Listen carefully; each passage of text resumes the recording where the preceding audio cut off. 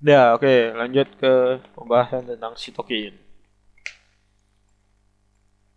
Apa sih sitokin itu? Sitokin adalah polipeptida. Berarti apa dong? Protein. Bukan. Protein sama polipeptida itu beda. Syarat suatu protein adalah berapa polipeptida. Itu. Jadi mungkin ini masih kecil. Jadi dia ya bolehlah lu anggap protein lah tapi kecil. Jadi disebut polipeptida. Fungsinya untuk komunikasi antar sel. Berat molekulnya harus rendah. Diproduksi sebagai respon tubuh melawan antigen. Jadi ini nggak boleh sembarangan dikeluarin sitokin ini.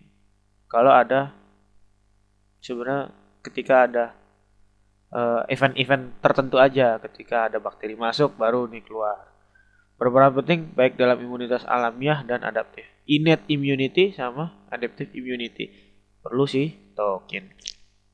Oke.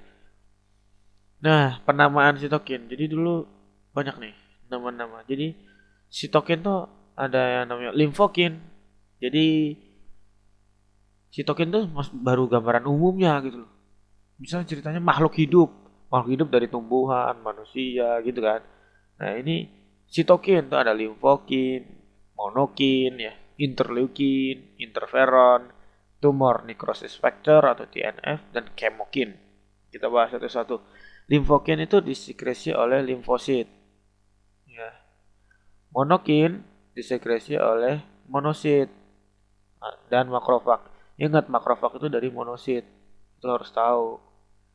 Ya, sebenarnya dasarnya kayak gitu dari perjalanan nenek moyangnya itu ada tuh. Hematopoietik ya, bagannya itu. Jadi monosit jadi makrofag. Terus interleukin ini disekresi oleh beberapa leukosit dan beraksinya juga ke leukosit lainnya. Jadi seakan-akan dibilang interleukin antar leukosit gitu lah maksudnya. Jadi disebut interleukin. Ada mulai 1 sampai 18. Interferon. Ini interferon tuh maksudnya pengganggu, interfere gitu. Interfere tuh mengganggu, mengerecoki itu interferon. Tumor necrosis factor. Jadi faktor yang dapat mematikan tumor. Terus ada kemokin. Kemokin ini fungsinya kemotaksis. Jadi supaya le- eh, jadi dia untuk merangsang leukosit untuk mendekat ke arah ya gitu, ke arah pengeluaran kemokin ini untuk kemotaksis. Dia low molecular weight jadi berat molekulnya kecil ya, termasuk interleukin 8 tuh masuk ke kemokin. Terus dia berperan penting dalam respon inflamasi. Cara kerjanya nih. Jadi ada yang disebut autocrine, endocrine, paracrine. Sok banget sih lu dam. Ya sorry. Jadi ya, pakai bahasa Indonesia aja ya, autocrine gitu ya. Dia fungsinya dia dia mensintesis sitokin itu, tapi reseptornya ya di dia sendiri gitu. Gitu. Jadi auto sendiri, crine apa ya ini? Yang ngeclean dirinya sendiri gitu. Jadi si dia mensintesis sitokin itu sendiri, sitokinnya juga berlekatan ke reseptor sitokin yang ada di dirinya sendiri. Terus parakrin ini dia mensintesis itu terus mengeluarkan apa sitokin tadi terus nempel ke reseptor di sel di sebelahnya, bukan dia tapi sel di sebelahnya, nearby sel. Kalau endokrin dia dimasukin ke sirkulasi baru nyampe di sel yang jauh, distant. Jadi bukan di sebelahnya ya, itu parakrin. Tapi kalau ini dia nyampe misalnya dari hipotalamus sampai ke testis gitu ceritanya.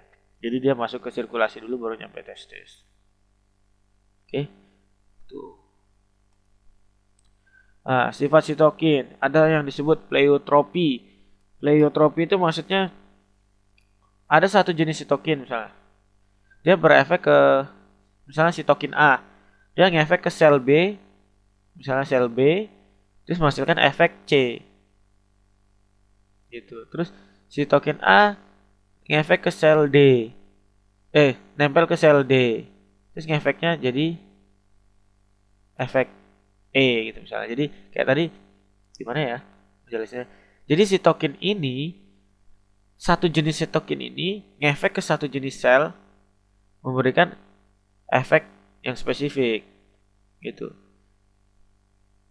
Tapi ke jenis lain efeknya juga beda gitu loh. Jadi satu sitokin bisa berefek beda-beda berdasarkan sel-selnya tersebut gitu loh. Sel misalnya sel A efeknya E, sel B efeknya C gitu misalnya. Ya, tapi sitokinnya satu, itu pleiotropi. Kalau redundansi ini satu sel kena berbagai macam jenis sitokin A, B, C, D, E, terus kena ke sel Z, efeknya ya satu, sama. Jadi walaupun sitokinnya berbeda, tapi kalau kena ke sel ini, efeknya sama. Gitu. Itu redundansi. Kalau sinergi, dia sifatnya memperkuat. Gitu. Memperkuat, sinergis.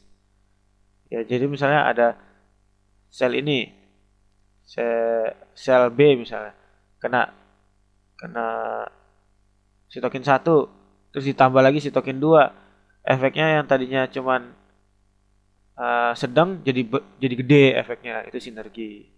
Tapi dia berbeda sitokin tadi. Jadi dua sitokin berbeda yang saling menguatkan efeknya. Kalau antagonisme, misalnya sitokin A tambah sitokin B, efek sitokin A diblok sama efek sitokin B gitu, sehingga efeknya nggak ada. Itu berarti si B antagonis dari si sitokin A. Kalau kaskade ya seperti tadi efek domino. Sitokin ini ngefek ke sel ini ngeluarin sitokin lagi, terus ngefek ke sel yang satunya lagi gitu. Jadi misalnya sitokin B ngefek ke sel A, melepaskan sitokin C dari A. Nah, sitokin C ngefek ke sel Z. Jadi sel Z ngeluarin sitokin O. Nah, sitokin O ngefek ke misalnya sel T. Nah, sel T ngeluarin sitokin O. Jadi bisa muter-muter gitu. Yang penting kaskade gitu, ya. Nah, ini contohnya nih. Pleiotropi. Misalnya T helper yang teraktivasi dia mengeluarkan interleukin 4. Nah, interleukin 4 tuh ngefek ke sel BC itu sel B jadi gini. Ke timosit jadi gini, ke sel mas jadi gini gitu loh. Tapi interleukinnya sitokinnya tetap satu jenis. Ke sel B aktivasi, proliferasi, diferensiasi. Kalau ke timosit cuman proliferasi. Ke mast cell cuma proliferasi. Sekarang gue mau nanya sama lo. Gue ngomong activation, proliferation, differentiation. Lu tuh ngerti nggak? Gitu kan pertanyaannya. Coba, ada yang tahu nggak proliferasi ini apa? Ya, benar, memperbanyak diri. Kalau diferensiasi,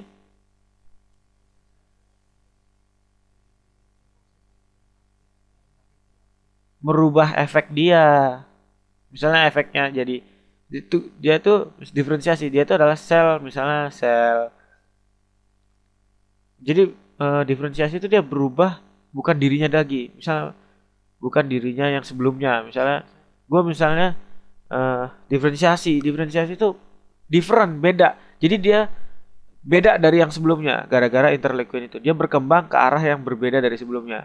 Tapi memperbanyak diri enggak gitu, maksudnya dia tuh berubah gitu loh, diferensiasi. Dia berubah diferensiasi. Misalnya tadinya manusia, tiba-tiba diferensiasi jadi kuga gitu. Itu berubah dia. Jadi kan tadinya manusia nggak bisa apa-apa, kuga bisa bunuh-bunuh orang gitu. Kayak gitu. Kalau proliferasi ya manusia dia bisa memperbanyak diri gitu.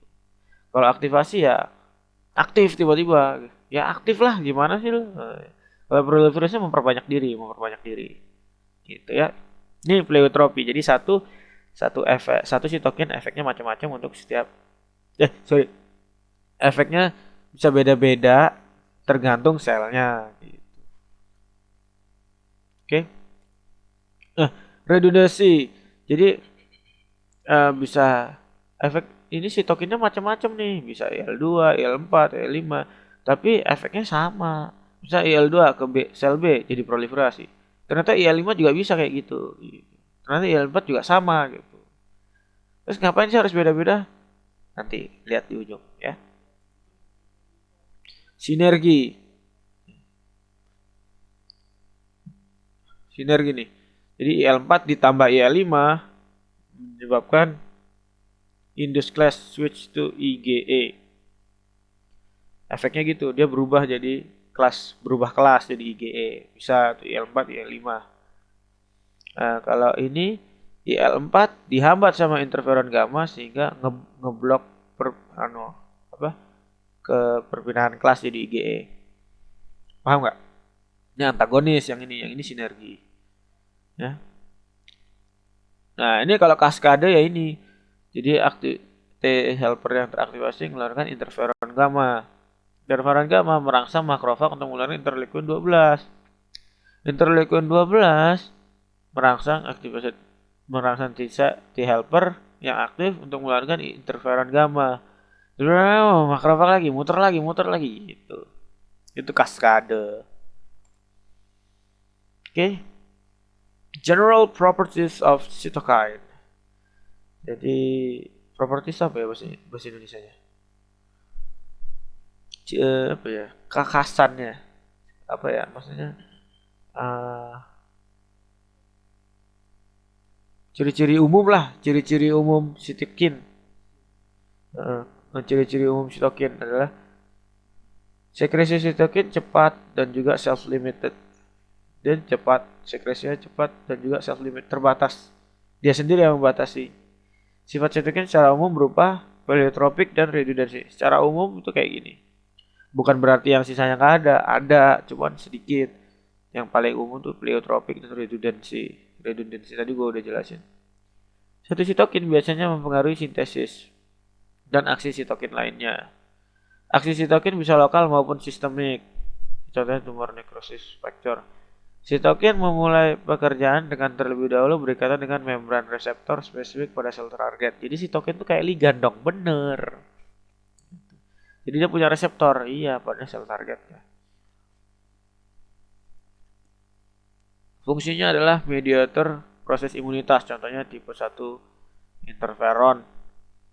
Terus tumor necrosis factor alpha, ini mediator imunitas. Terus bisa juga regulator pertumbuhan limfosit.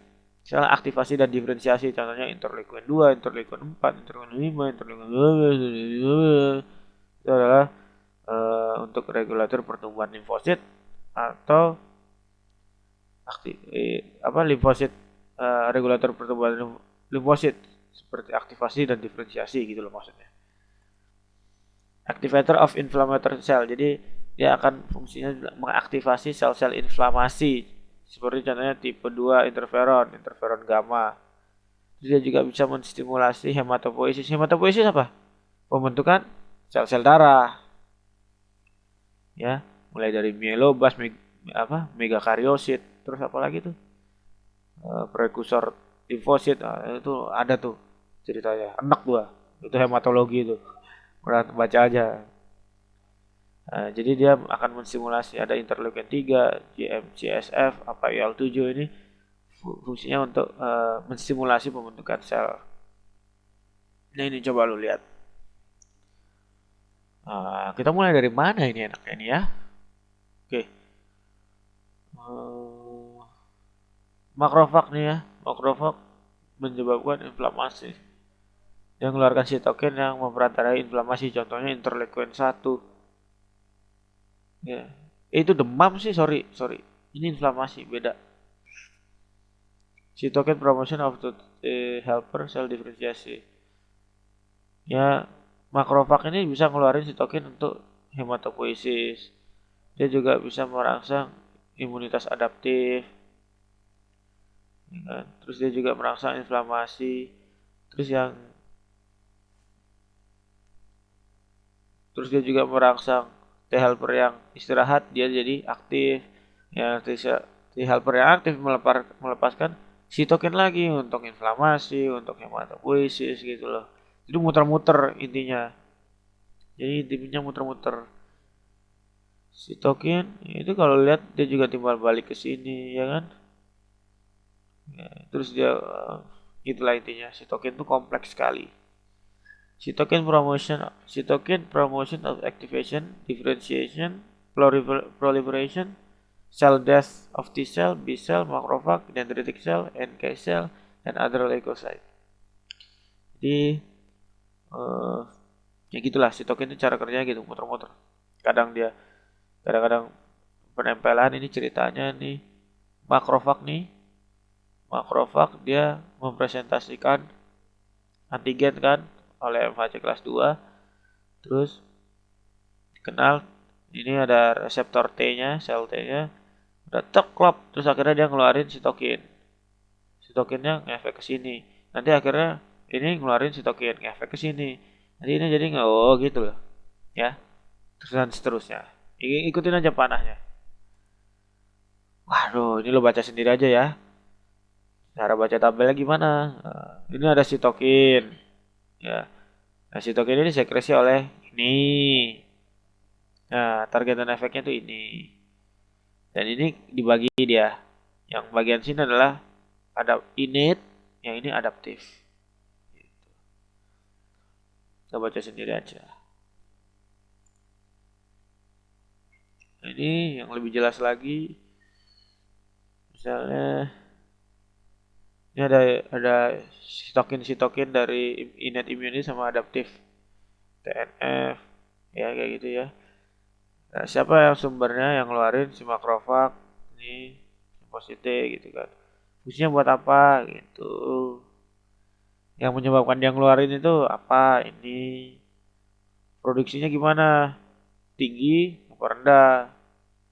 Kalau innate tuh tinggi di serum. Kalau adaptif rendah.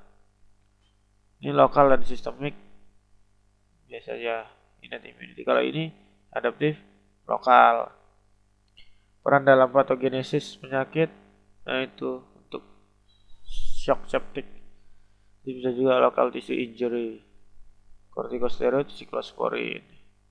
Ini penghambatnya nih, ada corticosteroid menghambat itu. Cyclosporin menghambat itu. Coba nih, corticosteroid menghambat interleukin ini. Corticosteroid. Oh, ya ya ya. Oke oke. Ini interleukin 12, interleukin 2. Oke oke.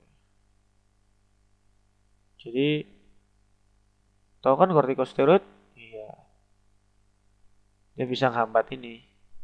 Menghambat efek-efek dari apa? Interleukin apa? Sitokin ini gitu. Ah, ini dia tuh, lihat. Coba lo lihat. Ini seperti interleukin 3, JMCSF tadi, interleukin 6, itu dia akan mempengaruhi hematopoiesis.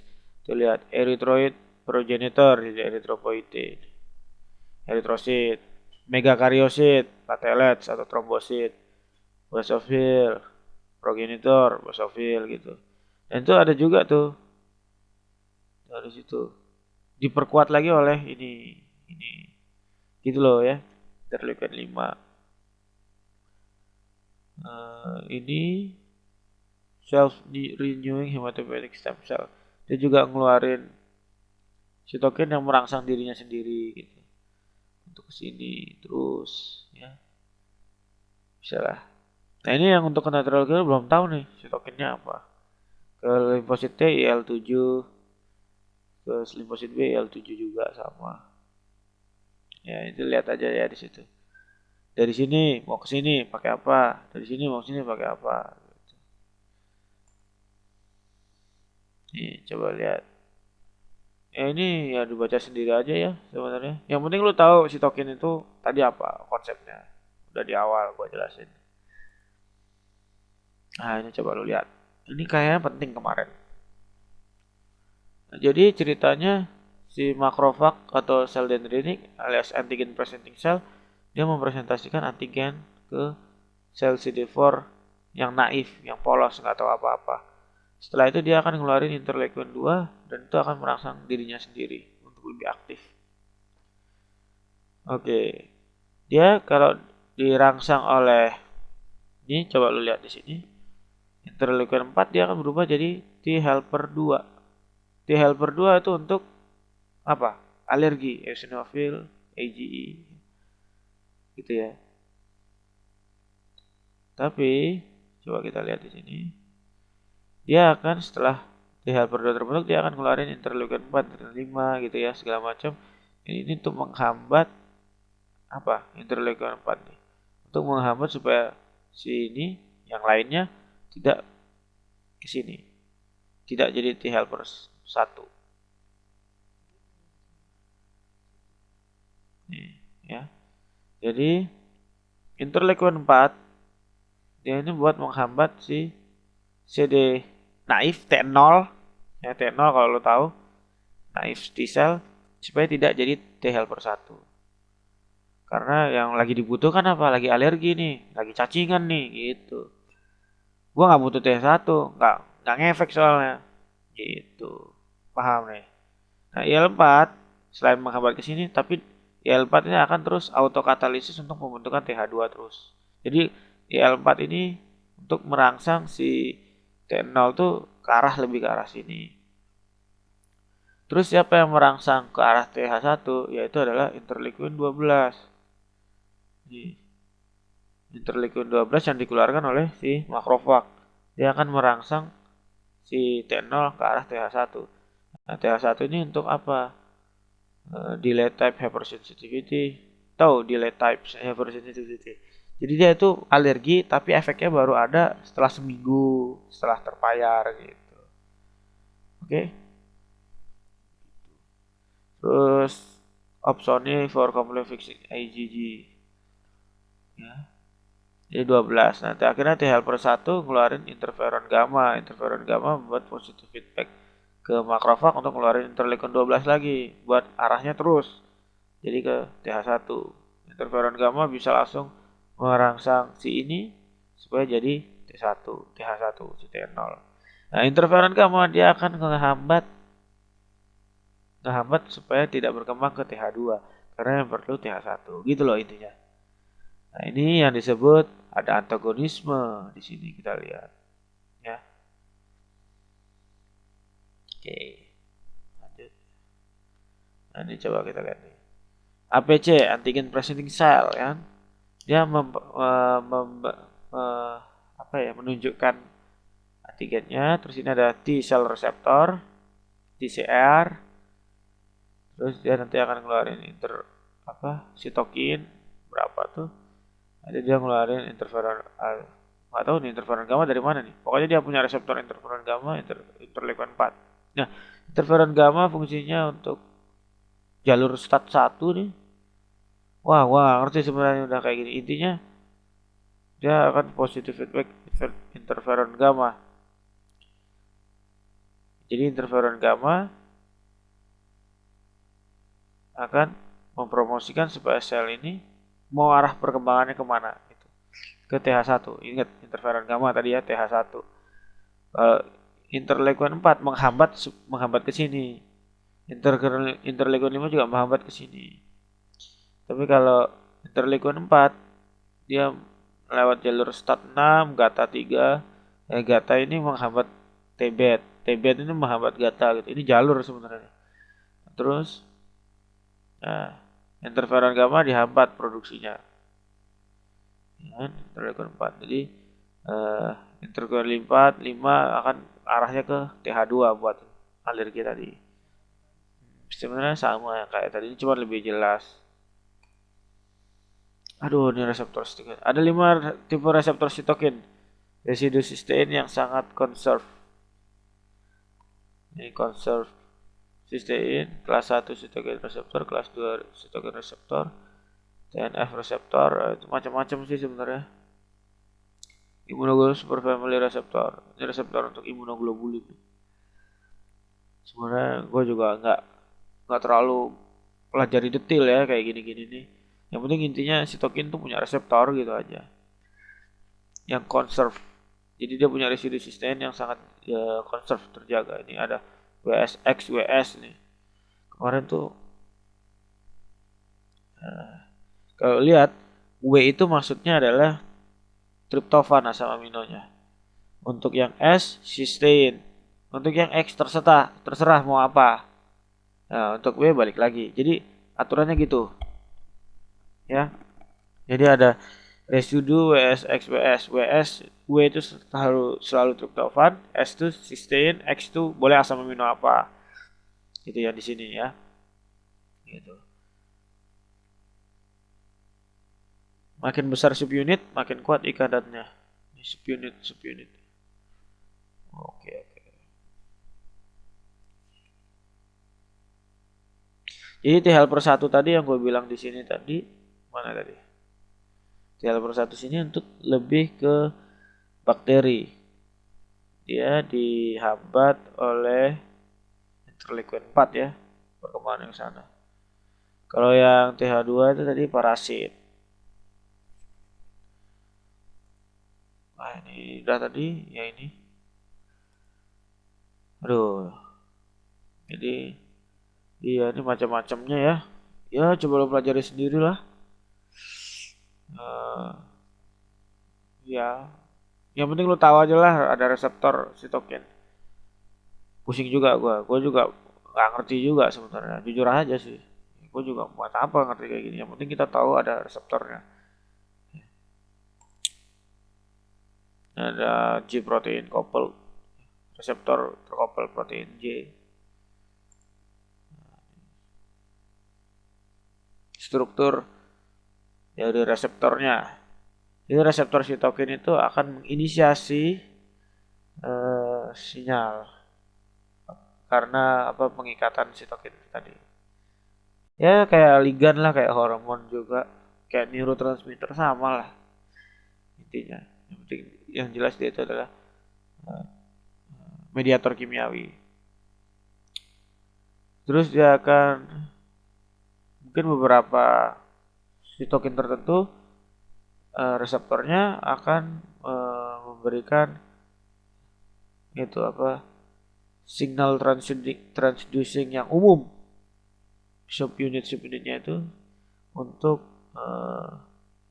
hematopoietin misalnya itu most common in hematopoietin family receptor. Jadi dia jalur-jalur apa ya signal transducing subunit yang umum gitu loh. Jadi kayak jalur umum gitu untuk hematopoiesis gitu.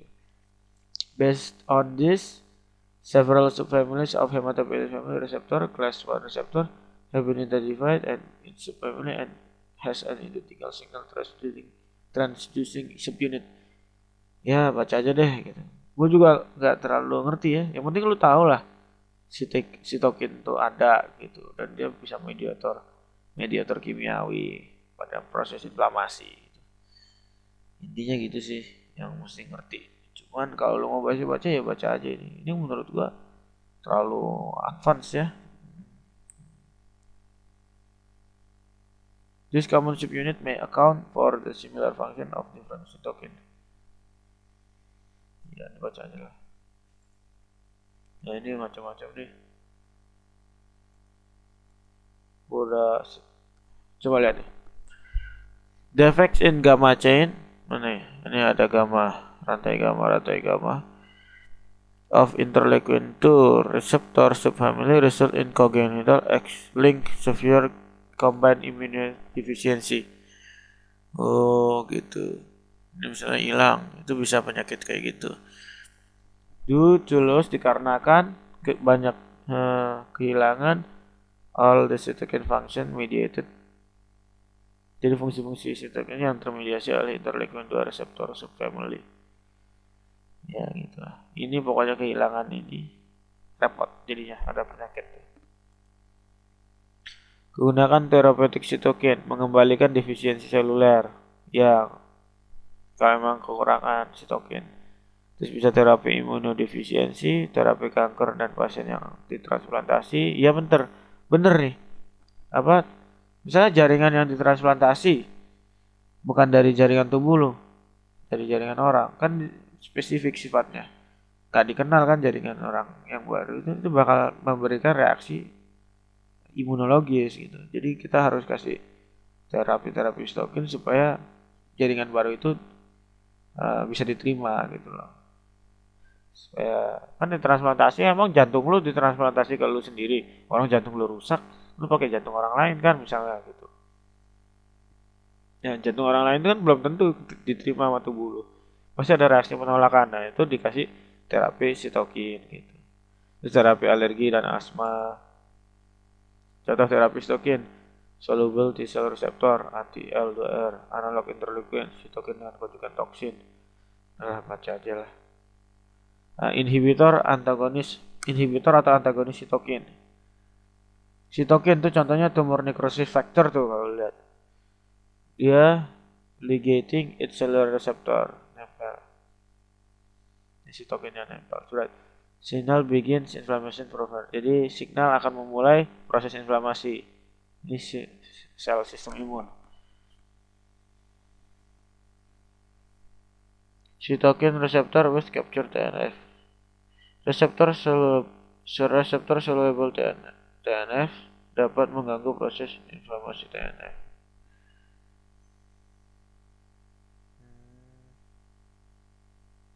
Jadi ada reseptor yang larut sama air nih ceritanya, nggak nempel di sini. Gitu. Jadi ini yang ngehambat dia karena banyak yang larut ini reseptor soluble TNF yang dimana larut dia nggak nempel di situ, dia akan banyak nangkap sitokin sehingga sitokinnya ini yang tujuannya ke sini berkurang sehingga efeknya berkurang juga di sini. Jadi ini juga menghambat reseptor yang di sini padahal mereka sama gitu. Bedanya ini sitokin yang di cellular receptor ya ini sitokin yang soluble in water gitu. Jadi dia yang lebih ngambilin sitokinnya padahal kan fungsinya nempel ke sini supaya efek sistem imun gitu. Paham ya? Yaudah, selesai sampai itu. Sorry nih gua nggak bisa lengkap banget ngasih taunya soalnya gua juga uh, kurang paham juga kayak gitu. Itu kompleks juga. Menurut gua juga nggak terlalu sedalam itu juga sih. Yang penting kita tahu sitokin itu ada gitu dan sitokin itu apa. Oke.